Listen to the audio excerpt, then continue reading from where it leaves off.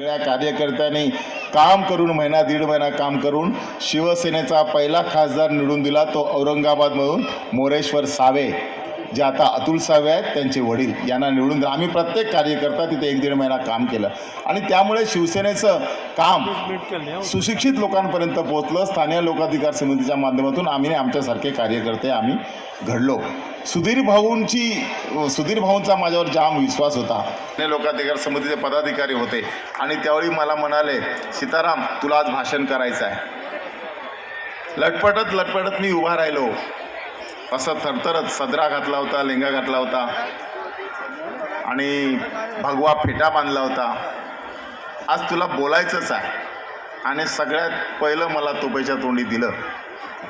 पण त्याचा परिणाम असा झाला, सुरुवातीची 1-2 मिनटं लडखडत गेली आणि त्यानंतरची बोलायला सुरुवात केली तर जवळजवळ 1 तास मी बोललो आणि या 1 तासामध्ये जवळजवळ दर 5 मिनिटांनी लोकांनी टाळ्या वाजवला आणि मला प्रोत्साहन दिलं. त्यापासून मी स्टेजवर कधीही मागे पडलेलो नाही. हा एक अनुभव होता आणि सुधीर भाऊंनी टाकलेला विश्वास होता. सुधीर भाऊ म्हणजे सुधीर भाऊ जोशी, ते आपले शिवसेनेचं पहिलं युती सरकार आल्यानंतर महसूल मंत्री होते. त्याच्यानंतर ते ॲक्सिडेंट झालं, त्यांना त्रास झाला आणि त्याच्यानंतर काही वर्षांनी त्यांचं हे असे आमची पिढी, ही तरुण पिढी घडली. हे सांगण्याचं एकच कारण आहे की घडताना बरेच चांगले वाईट अनुभव आले, पण या स्टेजपर्यंत मी निवडणूक 2 वेळा लढवली. दोन्ही वेळा पहिल्या वेळेला फार कमी मताने हरलो, दुसऱ्या वेळेला पण हरलो. पण आत्ता जे माझे कार्यकर्ते 30-35 वर्षापासून आहेत ते सगळेच माझ्याबरोबर आत्तापर्यंत आहेत. म्हणून मी म्हटलं, आणि ते माझ्यासारखेच आहेत. माझ्या ग्रुपमध्ये माझे कार्यकर्ते असलेले कोणालाही कसलंही व्यसन नाही, याचा मला आनंद आहे. कला संगमच्या माध्यमातून नाट्यक्षेत्रामध्ये सुरुवात केली आणि हे झालं सगळं. आता शिवाजीनगरमध्ये जे जुने लोक असतील त्यांना सीताराम राणे माहीत आहे, तरुण पिढीला कदाचित माहीत नसेल. पण यावेळेला आमच्या सगळ्या लोकांनी मला मनापासून सहकार्य करून, मदत करून, आपलं मत देऊन मला निवडून दिलं. मी त्या सगळ्यांचा आभारी आहेच, ऋणी आहेच नक्कीच, आणि तो शेवटपर्यंत राहीन. पण त्याचबरोबर माझं हे हाताच्या बोटावर मोजण्यात कार्यकर्ते असले, 5-50 असले तर ते 5 लाख कार्यकर्त्यांचं काम करतात आणि माझ्या खांद्याला खांदा लावून मला इथपर्यंत पोचवण्याचं, इथपर्यंत आणण्याचं, इथपर्यंत नेण्याचं काम याच माझ्या मोजक्याच सवंगड्यांमुळे झालं. पण ते त्यांनी मनापासून केलं म्हणून झालं, यावर माझा नक्की विश्वास आहे.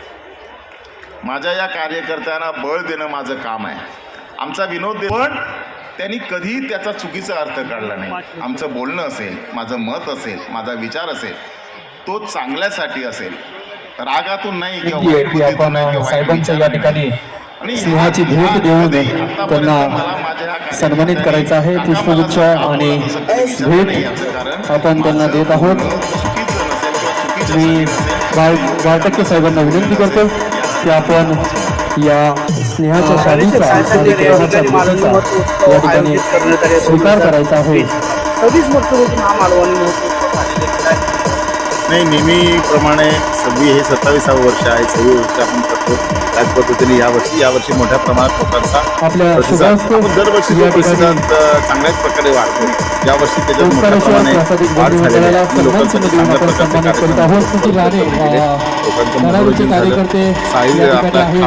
आवडे सागोती बरोबर लोकांच्या मनोरंजनाबरोबर आपण साहित्यामध्ये सुद्धा काव्य संमेलन, साहित्य संमेलन यावर्षीपासून आपण सुरुवात केली.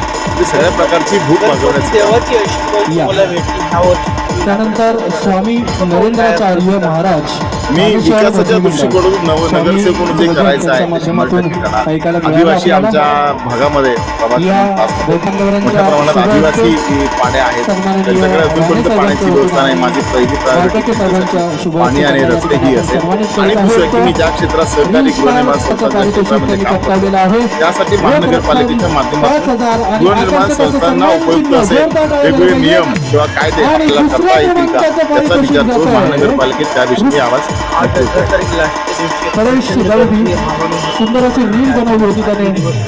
रीलचे आम्ही जे नियम घालून दिले मुळात होते, आम्ही त्या 10 दिवस असतो, या वर्षी तो 11 दिवस केला. लोकांची मागणी आणखी सुद्धा वाढून द्या, पण ते शक्य नाही, परमिशनमुळे आपण घेतलेली असते. आणि 11 दिवस हा भरपूर मोठा कालावधी असतो. आणखी जरी 10 दिवस ठेवला तरी तो याच पद्धतीने चालेल, पण बाकी सगळा विचार करता आपल्याला ते करणं शक्य नाही. जनतेला नक्की आवाहन करेन, या मालवणी महोत्सवाचा सांस्कृतिक कार्यक्रमाचं भरभरून प्रतिसाद दिला त्याबद्दल त्या सर्वांचे आभार. आणि या मालवणी महोत्सवाला रंगत आणली त्या सगळ्यांनी, ज्यांनी सहभाग घेतला त्या सगळ्यांचे मनापासून आभार. आता आपण पुढच्या वर्षी जानेवारीतल्या पहिल्या शुक्रवारची वाट बघूया. 2000